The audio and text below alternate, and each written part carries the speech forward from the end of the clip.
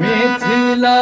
में राम खेलती होरी, मिथिला में राम खेलती होरी,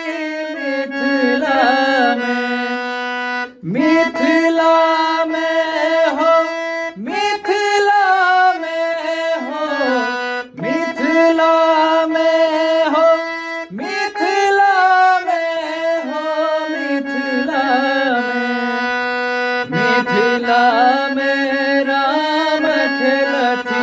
होरी, मिथिला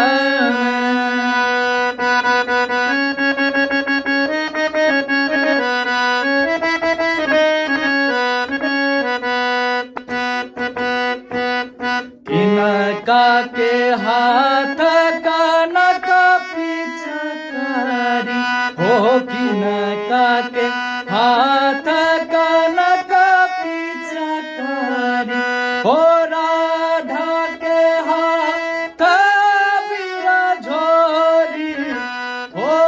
राधा के हाथ बिरझोरी, मिथिला में राम खेलती होरी, मिथिला में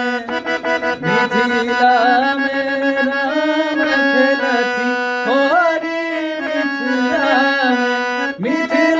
में हो, मिथिला में हो, मिथिला में हो, मिथिला में हो, मिथिला में राम खेलती होरी, मिथिला में